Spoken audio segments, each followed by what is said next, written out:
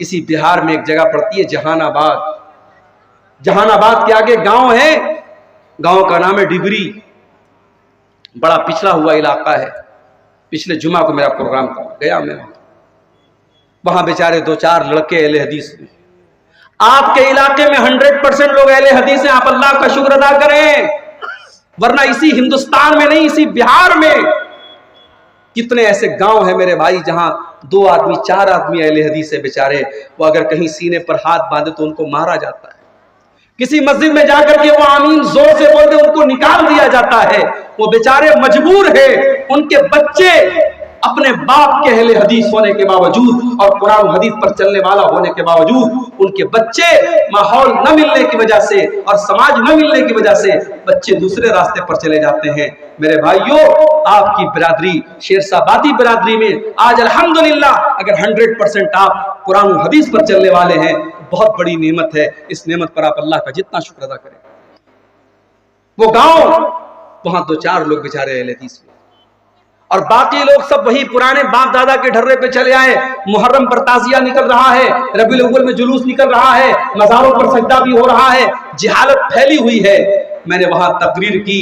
تقریر کے بعد جب جانے لگا تو ایک آدمی آیا, بولا مولانا آپ کی بات بالکل صحیح ہے, آپ کی بات ساری باتیں بالکل صحیح ہیں, مگر ہم نے باپ دادا کو جو کرتے ہوئے دیکھا ہے اسے چھوڑنا بہت مشکل کام.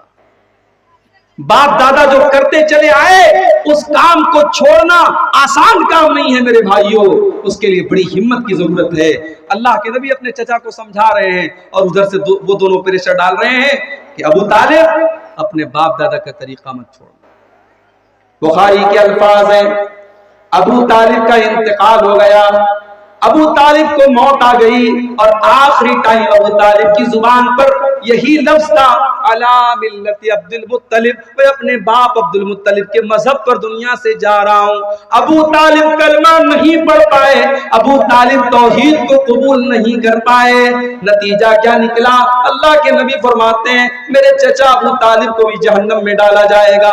ہاں انہوں نے مجھے پالا تھا, میری مدد کی تھی, میرا ڈیفنس کیا تھا, ان کے عذاب میں کچھ ہلکا پن کیا جائے گا, ان کے عذاب میں کچھ کنسیشن کیا جائے گا, ان کے عذاب کو کچھ گھٹا دیا جائے گا, مگر جہنم میں میرے چچا کو بھی ڈالا جائے گا.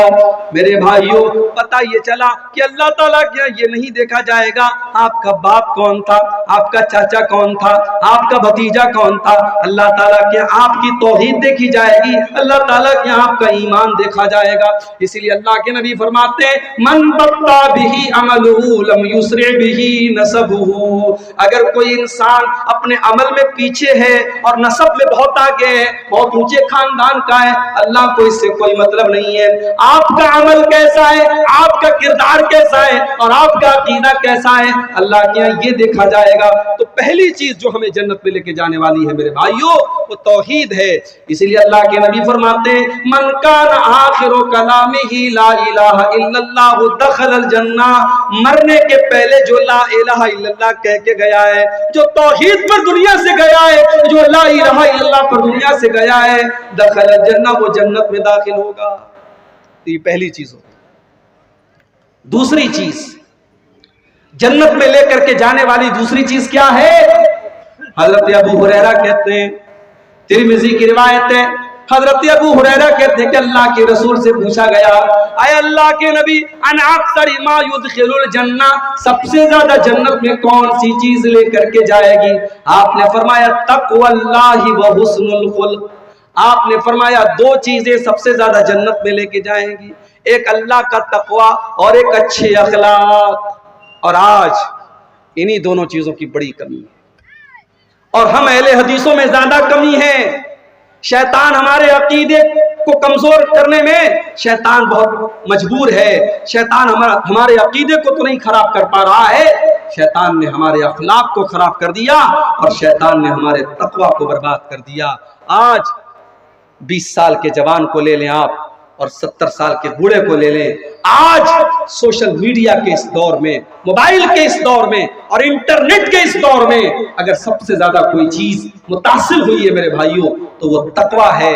آج فیس بک پر آپ ماشاءاللہ دینداری کی باتیں کرتے ہیں, اچھی باتیں کرتے ہیں, آپ فیس بک پر آپ کوئی گندی باتیں نہیں شیئر کرتے ہیں، مگر آپ جب فیس بک چلانے لگتے ہیں، فیس بک پر وہ جو ویڈیوز آتے ہیں چھوٹے چھوٹے ریلز جن کو کہا جاتا ہے، اب ریل آئی، اب آپ دیکھنے لگے، اس میں گانا بجانا بھی آنے لگا، اس میں سیریل بھی آنے لگا، اس میں بےہودہ باتیں بھی آنے لگی، عالم بھی دیکھ رہا ہے، جاہل بھی دیکھ رہا ہے، 20 سال کا نوجوان بھی دیکھ رہا ہے، 70 سال کا بوڑھا بھی دیکھ رہا ہے۔ میرے بھائیوں، آج اگر سب سے زیادہ کسی چیز کی کمی ہے تو اللہ کے تقوی کی کمی ہے اور اللہ کے ڈر کی کمی ہے۔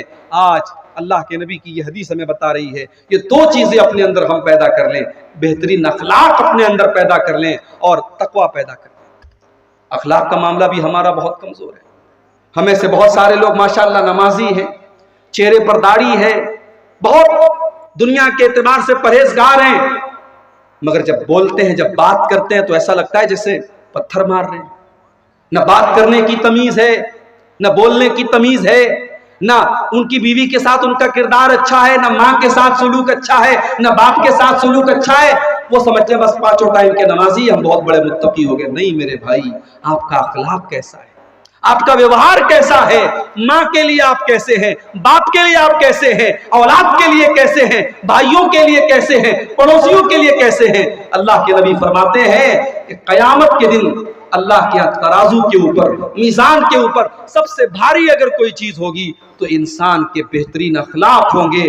اخلاق سے قیمتی اور اخلاق سے وزندار کوئی چیز نہیں ہوگی۔ اسی لیے اللہ کے نبی سے جب پوچھا گیا کہ 2 چیزیں جو سب سے زیادہ جنت میں لے کے جانے والی وہ کیا ہے، تو آپ نے فرمایا تقوی اللہ و حسن الخلق، ایک اللہ تعالیٰ کا ڈر اور دوسری چیز بہترین اخلاق۔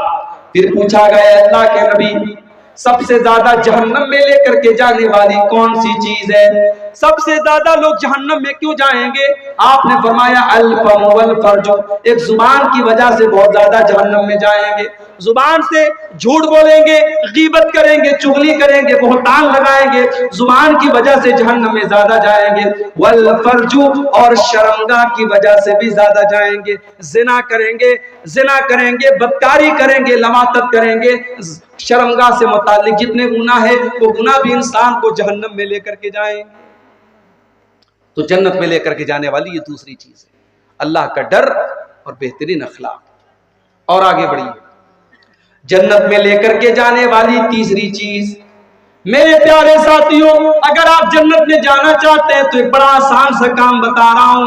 اگر اللہ نے آپ کو پیسے سے نوازا ہے، اگر اللہ نے آپ کو دولت سے نوازا ہے، اگر ہو سکے تو کسی یتیم کی پرورش اپنے ذمے لے لیجئے، کسی یتیم بچے کو پال لیجئے۔ اللہ کے نبی فرماتے ہیں انا وکافل الیتیم کہاتین، آپ نے اپنی دونوں انگلیوں سے اشارہ کر کے فرمایا کہ یتیم کی پرورش کرنے والا، یتیم کو پالنے والا اور یتیم کی ذمہ داری قبول کرنے والا جنت میں محمد رسول اللہ کے ساتھ رہے گا۔ اتنا ساتھ رہے گا، اتنا ساتھ رہے گا، آپ نے دونوں انگلیوں سے اشارہ کر کے فرمایا کہ جیسے یہ دونوں انگلیاں ایک دوسرے سے جڑی ہوئی ہیں، ایک دوسرے سے ملی ہوئی ہیں، یتیم کو پالنے والا میرے ساتھ جنت میں اس طریقے سے رہے گا۔ یتیم کا بڑا حق ہے میرے بھائی، سماج میں اگر کوئی یتیم بچہ ہے، ہو سکے تو اس کی پرورش اپنے ذمہ لے، نہیں کر سکتے اس کی پڑھائی کا خرچ اپنے ذمہ لے۔ کتنے بچے ہیں بیچارے یتیم ہیں، پڑھنے میں بڑے ٹیلنٹڈ ہیں، مدرسے کی فیس نہیں دے پا رہے ہیں، اور قوم کے پاس بہت پیسہ ہے، اپنے فالتو کاموں کے لیے، اپنے حرام کاموں کے لیے بہت پیسہ ہے۔ میرے بھائیوں، کسی اچھے مدرسے میں جاؤ، پتہ لگاؤ کوئی ٹیلنٹڈ لڑکا ہو، کسی غریب فیملی سے بلانگ کرتا ہو، اگر یتیم ہو تو بہت سونے پہ سہاگا ہے، یتیم بچہ ہے، مدرسے والوں سے کہو مولانا اس بچے کی جو بھی فیس ہے سال بھر کی میں اپنے ذمہ لے لیتا ہوں، یہ کام کر لو۔ چلو پوری پرورش نہیں کر سکتے، پڑھائی اس کی اپنے ذمہ لے لو۔ وہ لڑکا کل عالم بنے گا، کل حافظ بنے گا، دین کا دائی بنے گا، دین کا مبلغ بنے گا، تقریریں کرے گا، خطبے دے گا، کتابیں لکھے گا، جو بھی علم پھیلائے گا اس کا ثواب آپ کو میرے بھائیوں ملتا رہے گا۔ یہ بھی صدقہ جاریہ کی ایک شکل ہے۔ اللہ کے نبی نے فرمایا کہ یتیم کی پرورش اپنے ذمہ لے لو۔ 3 چیزیں ہو گئیں۔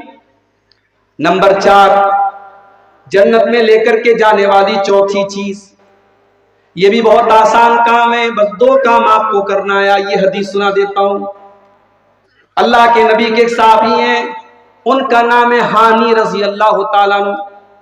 ہانی کہتے ہیں میں اللہ کے رسول کے پاس گیا، میں نے کہا اے اللہ کے نبی مجھے کوئی ایسا عمل بتا دیجئے ما یوجب الجنہ، جو جنت کو واجب کر دے۔ کوئی ایسا کام بتا دیجئے کہ اگر میں وہ کام کروں تو جنت میرے لیے واجب ہو جائے، میں ہر حال میں جنت میں چلا جاؤں۔ اللہ کے نبی نے فرمایا علیک بحسن الکلام وبذل الطعام، اے میرے صحابی تو دو کام کر لے تو جنت میں چلا جائے گا۔ پہلا کام تو یہ کر لے حسن الکلام، جب تو کلام کرے، جب تو بات چیت کرے، جب تو گفتگو کرے، جب کسی سے کوئی بات کہے تو تیری بات کا انداز اچھا ہو، تیری بات میٹھی ہو، تیرا انداز میٹھا ہو، تیری آواز میں، تیری بات چیت میں مٹھاس ہو، تو کڑے لہجے میں بات نہ کرے، تیری آواز اچھی ہو، تیری بات چیت اچھی ہو۔